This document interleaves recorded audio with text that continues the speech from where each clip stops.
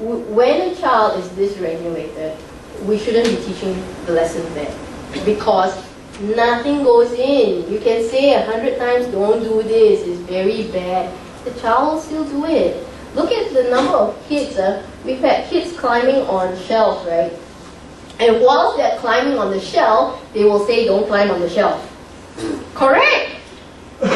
Because you're teaching it at the wrong moment. Nothing is going in, and what's worse, they've made an association. They've actually understood that when I climb on the shelf, we should be saying don't climb on the shelf. It's not meaningful.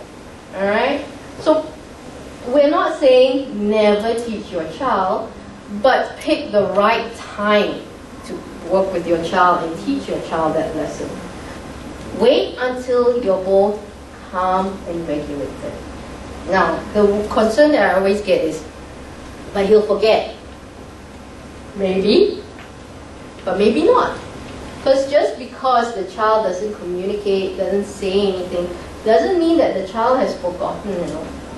You'll be surprised at how much our kids actually remember of when they were younger, and even when they have very little language.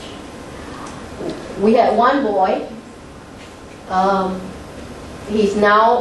he no longer sees me because he doesn't have to. He's in the mainstream, he's integrated very well, he has his own friends and everything. Even the learning support, when they went in to see him, they said, you know what, he doesn't need our help, there are a lot of other kids that do. You know, so he has no issues. And I did an interview with him, you know, for another talk that I did. And one of the things he said was that he remembers himself when he was young.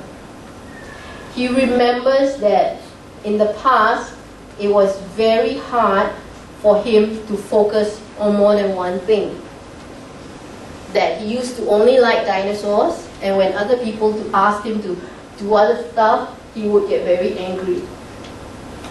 So this is years later, and this was stuff when he was like really little.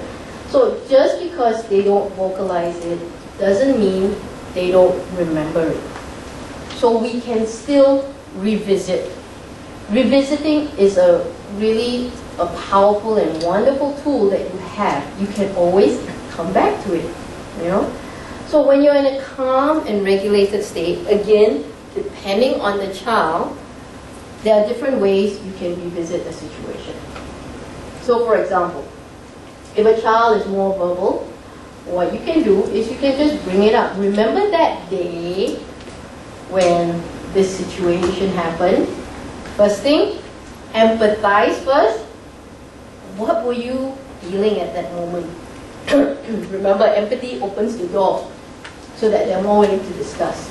So then after they talked about, you know, I was really mad at you, you know, you're so mean, you're the most horrible mommy in the world, you know, you asked me to do such a horrible thing. You know, after you can say, oh yeah, you know, I get that, you know, it must have been very frustrating for you. Then you can go on, you know, why do you think I did ask you to brush your teeth? Then probably at that point in time, because they're calm, they're regulated, they can access their prefrontal better, they might be better able to come up with a reason.